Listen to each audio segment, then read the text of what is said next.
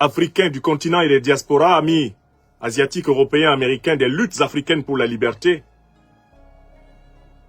Il vient de se tenir à Kinshasa, en République démocratique du Congo, une conférence de presse qui restera mémorable, non pas pour l'extraordinaire qualité des idées qui ont été agitées par les deux principaux protagonistes de cette conférence de presse, elle sera mémorable pour la cacophonie, la confusion, le chaos, le pataquès, l'échec et l'effondrement de la mystification qui auront caractérisé ce moment critique. Oui, à Kinshasa, au Congo, chez nous, sur la terre de Patrice Lumumba, sur la terre de Pierre Moulele, la terre de Simon Kimbangu, sur la terre des grands rois du Congo. s'est déroulé un moment qui montre bien que nos ancêtres se sont reconnectés avec nous. Car les forces spirituelles invisibles, les forces spirituelles visibles, s'entendent pour confondre les bourreaux de l'Afrique. Pour, partout où ils passent, accompagner leurs pas de l'expérience du chaos, de l'expérience de la démystification, de l'expérience de la confusion. Oui, leur parole est troublée, révélant leur cœur sombre. Oui, l'Afrique, reconnectée de plus en plus avec ses grands devoirs, avec ses forces ancestrales, avec l'immémorial créateur de tous les êtres, l'Afrique, en réconciliation avec son histoire, sa civilisation, l'Afrique, avec ses jeunesses en éveil, commence à produire de nouveau des merveilles. Oui, à Kinshasa, nous avons assisté à un spectacle extraordinairement comique. Et nous en aurions ri s'il n'était pas par ailleurs en même temps tragique. Et je voudrais consacrer cette émission à procéder à une analyse des grandes lignes de la conférence de presse que j'ai écoutée par 2 fois cet après-midi. La conférence de presse des présidents français Emmanuel Macron et du Congo démocratique, Félix Tshisekedi Tshilombo. La méthode que je vais adopter pour examiner cette conférence consistera d'abord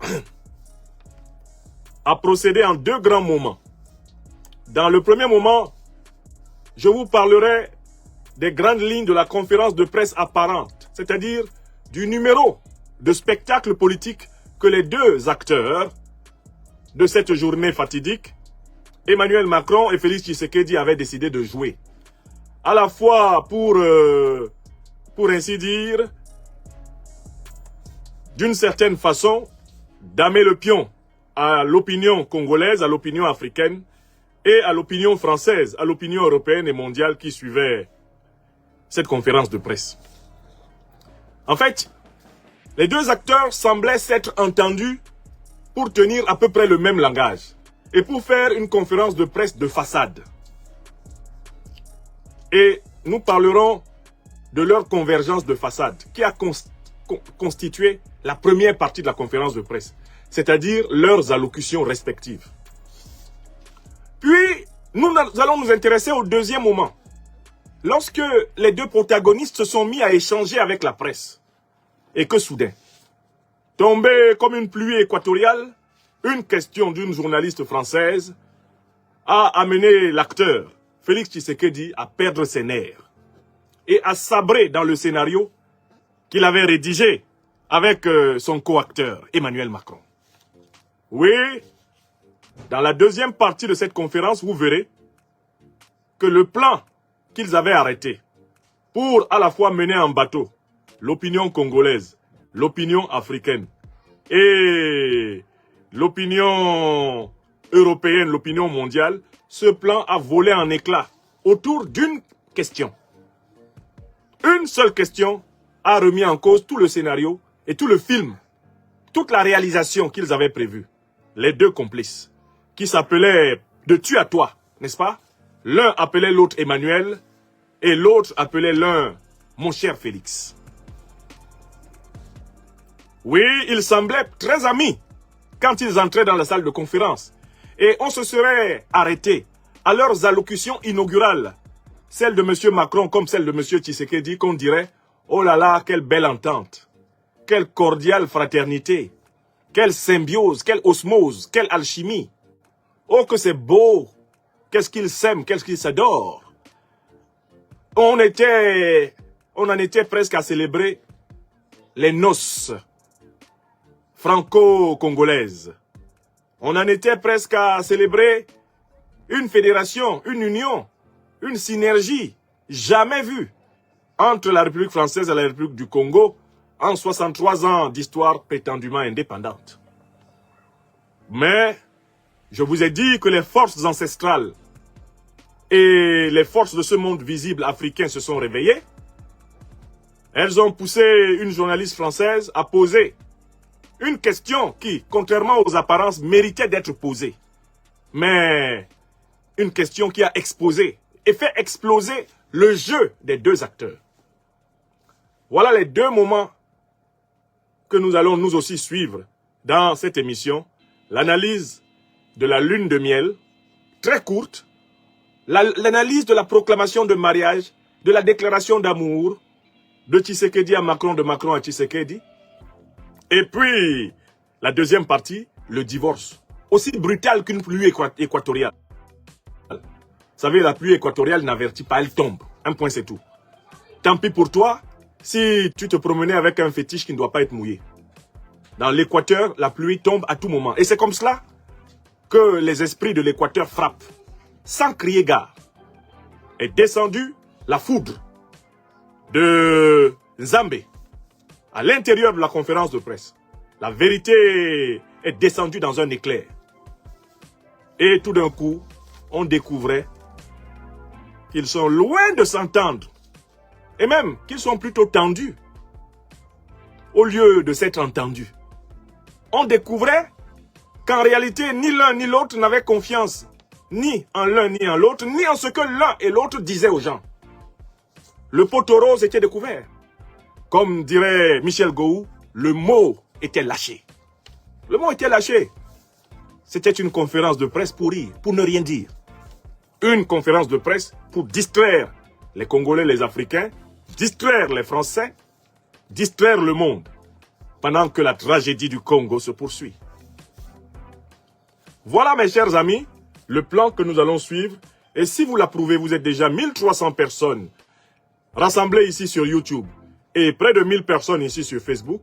Appuyez sur le pouce levé sous la vidéo et partagez en autant de personnes que vous êtes pour que nous ayons des machines secourables.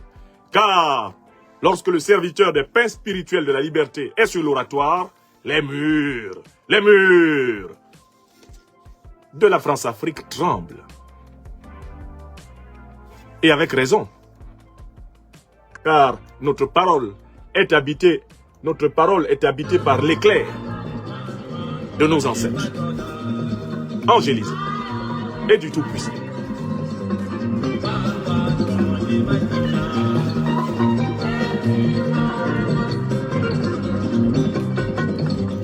Très bien. Première partie de cette conférence, la belle entente, la belle apparence, le mariage, l'osmose, l'alchimie, la déclaration mutuelle d'amour de Tshisekedi à Macron, de Macron à Tshisekedi. Le beau tableau, le moment chic. On a écrasé une larme, tellement ils s'entendaient comme larrons en foire. Félix Tshisekedi, ouvrant la conférence de presse, prend la parole et dit que les relations entre la France et la République démocratique du Congo sont désormais au beau fixe. Tout va bien. Le ciel est bleu, les oiseaux chantent. Le ciel est bleu, les oiseaux chantent. Et au soir, on entend les cris des grillons, les hippopotames qui se battent dans le fleuve, et les silures qui, entre eux, échangent, se frottant les écailles. Oh, au bord du Congo, un poème commence. Félix Tshisekedi nous informe que la France-Afrique est dépassée. C'est fini. Désormais, on est dans le partenariat gagnant-gagnant. Tout ce que le président Macron a dit depuis le 27 février dans son discours de Paris, tout cela va dans le sens de ce que l'Afrique veut. Et alors, Félix Tshisekedi, dans un trémolo, retenant ses larmes, dit que c'est dans le malheur qu'on connaît ses amis. Je croyais presque l'entendre chanter. Dans le bonheur, on a tous les amis. Dans le malheur, me voilà abandonné. Dans le bonheur, on a tous les amis. Dans le malheur, me voilà abandonné. Félix Tshisekedi nous dit qu'il ne se sent pas abandonné puisque désormais, il a un grand ami, une grande amie, c'est la France de Macron. Félix Tshisekedi nous dit, heureusement que Dieu a pensé à moi, Tshisekedi. Dieu a pensé à mon régime. Dieu a pensé au Congo. Il nous a envoyé son fils bien-aimé, Macron. Un peu comme autrefois Jésus-Christ fut envoyé à Bethléem, annoncé par les 3 rois mages. Dieu a tellement aimé le Congo qu'il nous a envoyé son fils, afin que tous ceux qui croient en lui, Macron, soient sauvés. Tshisekedi, grand prêtre de ce paradis artificiel qui tout d'un coup était proclamé au-dessus du Congo, présentait donc le Messie. Avec le président Macron, il se serait entendu pour que la fin soit mise à l'attaque, l'agression du Rwanda.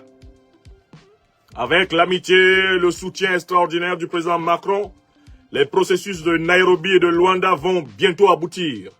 La médiation des présidents Joao Lourenço d'Angola et Uhuru Kenyatta, ancien président du Kenya, tout cela va apporter au Congo la paix, l'arôme spirituel. Tout d'un coup, le ciel s'ouvrira et, descendant du ciel, la volonté du Seigneur nous rendra la paix dans notre Congo meurtri. Oui, Félix Tshisekedi, dans son oraison fantastique, dans sa chevauchée amphigorique, Félix Tshisekedi était en verve. Tout allait bien, tout allait mieux dans le meilleur des mondes possibles. Oui, tout d'un coup, nous nous retrouvions dans le château de Thundertentronck, tant décrit dans son magnifique roman métaphysique, Candide, par l'écrivain Voltaire. Candide ou de l'optimisme. En effet, c'est en brillant dans sa candeur légendaire que Félix Tshisekedi proclamait que l'alliance avec la France était la garantie d'un Congo retrouvant l'optimisme. On était au château de Thundertentronck. Nous étions désormais dans le meilleur des mondes possibles. Nous étions ici dans l'espace leibnizien où le Seigneur aurait choisi d'envoyer précisément à ce moment clé pour le Congo. Il devait envoyer Emmanuel Macron. Comme autrefois au cœur de la Judée arriva le Christ. Comme autrefois au cœur du désert du Sinaï apparut Moïse, recevant les tablettes transcendantales. Oui, le Congo était sauvé. Le Congo était sauvé, la paix était presque arrivée. Désormais, avec le président Macron et la France, Tshisekedi ferait déployer l'économie, déployer les attentes de la République démocratique du Congo, et il était content de voir la France participer avec engouement à la compétition en République démocratique du Congo. Félix Tshisekedi à ce moment lâcha le mot sacramentel absolu. Enfin était venue l'ère du partenariat gagnant-gagnant. Le partenariat gagnant-gagnant entre le Congo et la France. Et ce partenariat tournerait autour de l'intérêt mutuel des deux parties pour les forêts du Congo, que la France aime tant, que l'Occident a toujours adoré, et pour lesquels Tshisekedi enfin a confiance avec le partenaire français, que les Congolais finiront finalement par en vivre. Oui, Tshisekedi annonçait que la France avait marqué son intérêt pour le minerai congolais. Non pas qu'elle veuille le prendre, elle veut le contempler. Elle vient simplement, en fait, caresser le minerai congolais. Quand elle sautait au Katanga, à la fin des années 70, avec ses paracommandos, c'était sans doute pour caresser le diamant congolais, l'uranium congolais, le cuivre congolais. Et là, elle est de retour. Elle est de retour, nous dit Tshisekedi, avec d'ailleurs des méthodes de travail sur le minerai qui manquent tellement aux Congolais. Les Congolais qui sont sans expertise en ces matières. Congo qui apprend de la France comment on exploite les minerais, bien que la France dans son sol n'en ait pas. Extraordinaire. La France transfère la technologie d'extraction de minerais à un pays qui possède du minerai alors qu'elle-même, elle n'en a pas. Extraordinaire. France qui a développé la maîtrise du minerai, c'est-à-dire la maîtrise de ce qu'elle n'a pas, la maîtrise de ce que les autres ont. Et qui reviendrait, nous dit Tshisekedi, gentiment, livrer sa technique, c'est-à-dire la seule chose qu'elle possède, la livrer en échange de quelques cailloux, de notre belle terre, de quelques diamants, de quelques onces d'or. Et puis, finalement, on n'aurait plus besoin d'elle. On lui dirait, ça y est, on maîtrise la technique maintenant, vous pouvez rentrer chez vous. Oh, que c'était beau! Félix Tshisekedi devrait, à l'issue de sa carrière de président factuel et factice de la République du Congo, commencer une carrière de romancier. Il devrait appartenir au courant de la fiction optimiste, d'inspiration leibnizienne, d'inspiration voltairienne. Mais, sauf que chez lui, il y a une dimension qui manque, c'est l'ironie. Car dans le Candide de Voltaire, quand il parle du meilleur des mondes possibles, Voltaire se moque en réalité de la prétention de Leibniz à dire que tout dans ce monde-ci est parfait et qu'on ne pouvait pas avoir un meilleur monde que cela. Mais Félix Tshisekedi, le temps de nous offrir ce merveilleux racontard, semblait croire lui-même en ce qu'il disait. Même si devant lui, le silence du public, le silence de l'Assemblée, qui n'a pas applaudi une seule de ses phrases, une seule de ses déclarations idylliques, odysséiques, flatteuses, des déclarations fantastiques, des déclarations féeriques, des déclarations littéralement emberlificotantes, hein, des déclarations lénifiantes, des déclarations littéralement délirantes. Tout cela n'a déclenché aucun applaudissement du public. Voilà un président qui est devant son propre public et qui ne réussit pas à arracher des applaudissements de ce qu'il dit. Parce que ce qu'il dit n'intéresse pas le peuple congolais. Et même les menus représentants du peuple congolais qui étaient là étaient littéralement en train de se faire administrer un somnifère par Tshisekedi dans son allocution. On voyait très bien que personne dans la salle, personne de sérieux, ne croyait en l'idylle qu'annonçait Tshisekedi. Tshisekedi, après donc avoir fait son numéro, fait la passe à son comparse du jour. Il s'agit d'une pièce qui a été coécrite. Il s'agit d'un morceau de théâtre politique qui a été coécrit par les deux acteurs. Et donc il lui fait la passe pour que celui-ci continue dans le travail dithyrambique, qu'il continue dans le travail mystificateur, qu'il continue dans le travail d'endormissement, de lobotomisation, de décérébration, eh bien du public qui assiste à cette conférence de presse convenue. Le président Emmanuel Macron prend la parole et on lui connaît la phrase en poulet facile. Il salue les combats du siècle que livrerait le Congo, sans préciser lesquels. Car s'il dit que le Congo a livré les combats du siècle, il sera bien obligé de reconnaître que le Congo a dû combattre, entre autres, la République française. Il n'en parle pas. Combat du siècle. On nous parle d'un siècle. Nous sommes déjà au 21e. Il y a 23 ans au 21e siècle, Emmanuel Macron loue les combats du siècle du Congo. De quel combat nous parle-t-il? Il n'a pas le courage de parler de Lumumba face au roi des Belges. Il n'a pas le courage de parler des 20 millions de mains coupées par les Belges au Congo. Il n'a pas le courage de parler du génocide du peuple congolais. Non, il parle d'un siècle de combat. Tout commence d'abord par la négation, la parenthésisation de l'histoire. La neutralisation de l'histoire réelle. On embobine toute l'histoire réelle dans un concept, les combats du siècle. Une fois que l'histoire réelle a été mise entre parenthèses, mise en époque neutralisée, niée, révisée, une fois que cette histoire a été mise hors d'état de nuire, car la mémoire historique permettrait à ceux qui écoutaient M. Macron de lui dire « Mais vous étiez avec les Belges qui nous ont massacrés pendant des années.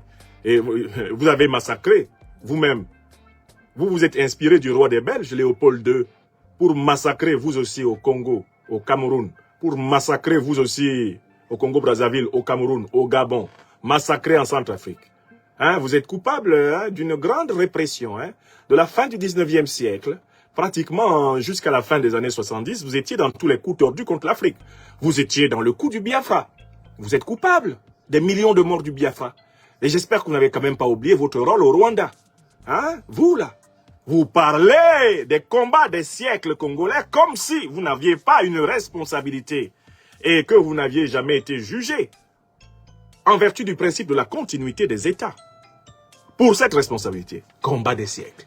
Salut les combats des siècles. Quel combat? On ne saura jamais. Mystère. Quel combat le Congo a mené? Contre qui? Qui a combattu le Congo? Qui a agressé le peuple du Congo? Depuis plus de 200 ans, 300, 400, qui est venu avec des bateaux négriers sur les ports de l'Atlantique ramasser des millions de Congolais? Qui a fait ça? Qui? Il a été jugé où? Il a été condamné où? Ces puissances criminelles contre l'humanité, le Portugal, la France, l'Angleterre, l'Espagne, l'Italie, la Hollande, toutes ces puissances-là qui ont constitué leur capitalisme primordial sur la vente, le kidnapping, le massacre des Noirs. Quel est le tribunal occidental qui s'est tenu pour les condamner, leur ordonner des réparations afin que ces réparations accompagnassent leur repentance? Quand on veut parler des combats du siècle congolais, il faut les nommer. Emmanuel Macron choisit de ne pas les nommer, car les nommer, c'est se nommer comme héritier de l'ordre qui est né de cette barbarie. Le premier geste de l'homme consiste donc à effacer l'histoire. Une fois que l'histoire est effacée, le président Emmanuel Macron proclame à son tour son intérêt pour les trésors. Je le cite, ce sont ces mots. Les trésors du bassin du Congo. Le bassin forestier du Congo. Les trésors. Monsieur Macron avoue enfin. Le mot est lâché là. Emmanuel Macron avoue enfin ce qui motive son déplacement. Les trésors du bassin forestier du Congo. Et alors là, l'opinion se demande s'il y avait à se demander et à douter que ce soit cela le seul objet de sa présence. Puisque déjà, au 15e, au 16e, au 17e, au 18e, au 19e, au 20e et au 21e siècle, la présence des armées occidentales en Afrique ne s'explique que par la volonté de piller les trésors de l'Afrique. Quand le président Macron lâche le mot, à savoir l'intérêt pour les trésors du bassin du Congo, c'est toujours une salle littéralement amorphe, une salle neutralisée, une salle littéralement en apnée qui subit son schéma. Et le président Macron de souligner une guerre qui est une tragédie de 30 ans. Tragédie de 30 ans dont il ne cite pas les agents. Tragédie de 30 ans dont il ne cite pas les protagonistes. Et le dernier choisi est celui qui est monté en épingle, le M23. À propos du M23, le président Macron dit qu'il faut que la justice et les crimes qui ont été perpétrés soient condamnés. Mais qu'en est-il de ceux qui ont perpétré le crime de la traite négrière? Le M23, c'est une horde de criminels, de terroristes. C'est évident, mais ils n'ont pas tué plus que les négriers. Commençons par le commencement. Monsieur Macron, tout à fait, applique les catégories de criminels. Monsieur Macron applique les catégories de justice. Il applique les catégories de condamnation et de réparation contre les criminels actuels. Mais il choisit un groupuscule, le M23.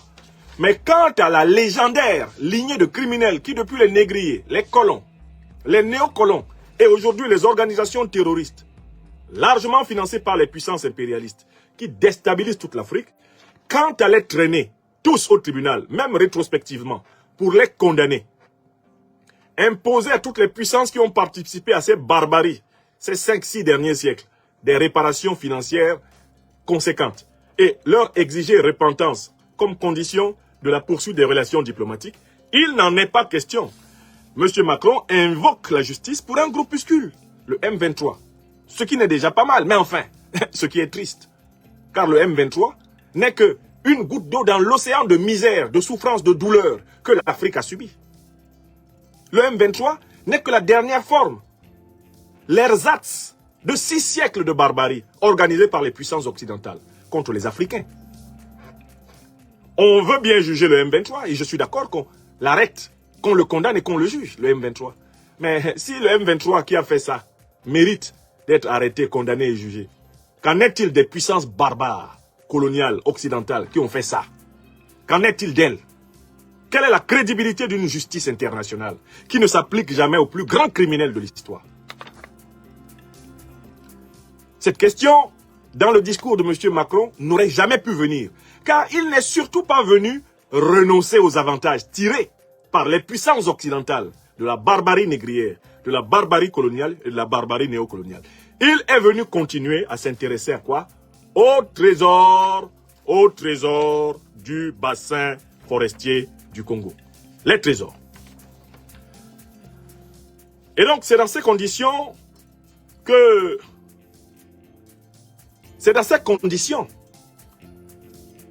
la première partie de cette conférence de presse prenait fin.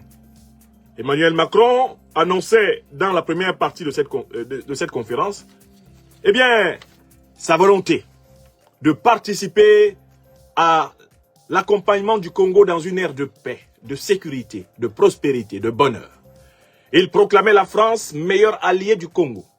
Il proclamait que la France serait aux côtés du Congo et soutiendrait toutes les médiations en cours. Il mettait dès lors désormais à la disposition du Congo. Il mettait désormais à la disposition du Congo l'ensemble de l'ingénierie diplomatique de la France. La République démocratique du Congo, nous dit-il, ne doit pas être un butin de guerre, ni de pillage, ni de balkanisation.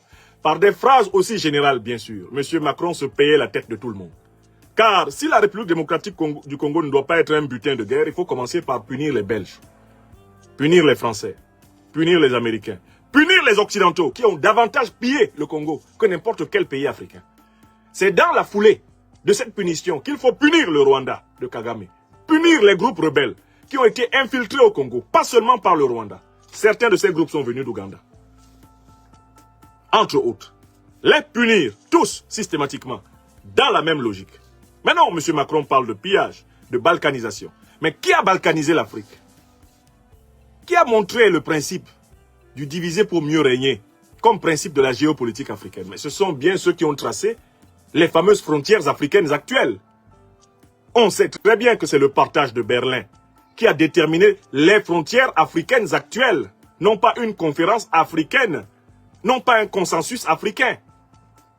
M. Macron condamne donc la balkanisation de l'Afrique sans condamner les balkanisateurs de l'Afrique, c'est-à-dire la France, l'Allemagne, l'Italie, la Grande-Bretagne, sans les condamner, ceux qui ont fait ça. Le Portugal, bref, les pays qui constituent aujourd'hui, pour l'essentiel, la coalition de l'OTAN. Ce sont eux les balkanisateurs de l'Afrique. Donc, M. Macron condamne la balkanisation sans condamner les balkanisateurs. Car condamner les balkanisateurs, c'est se condamner. Et il continue. Il salue la République démocratique du Congo parce qu'elle a voté à l'Assemblée générale des Nations unies la résolution contre la Russie à propos de la guerre entre la Russie et l'Ukraine. Alors, M. Macron conduit son discours vers l'apothéose. Le moment le plus beau de l'allocution macronienne, c'est l'annonce d'une pluie de millions d'euros, de millions de dollars. 34 millions d'euros par là, 50 millions de dollars par là, et il annonce que l'Europe est prête à mettre en mouvement des moyens humanitaires exceptionnels pour aller soutenir tous les déplacés de guerre, pour soulager le peuple congolais en souffrance à l'Est et notamment autour de la région de Goma. Il salue le rôle de l'ONU, dont pour lui le succès est monumental à travers l'Afrique. Il salue les médiations et dit que la France se tiendra aux côtés d'elle. À la fin de l'allocution de M. Macron, on peut dire la panacée est trouvée. Avec ses 34 millions, ensuite 50 millions de dollars, et sa volonté de soutenir la médiation angolaise et la médiation kenyane, le président Emmanuel Macron semblait s'être inscrit dans une voie vertueuse. C'est une France aidante, chaleureuse, généreuse. C'est une France convertie au bien, une France morale, une France doucereuse, qui concluait par la voix du président Macron son discours. Si les deux personnages avaient arrêté, après l'intervention du président Macron, leur conférence de presse, les plus naïfs d'entre nous auraient proclamé une fédération d'États franco-congolaise. Ils auraient proclamé l'union franco-congolaise, la fusion franco-congolaise, l'alchimie franco-congolaise. Seulement, la deuxième partie de la conférence allait révéler que tout ce qu'ils ont dit dans la première partie était faux, d'abord, et ensuite qu'eux-mêmes n'y croyaient pas, ensuite.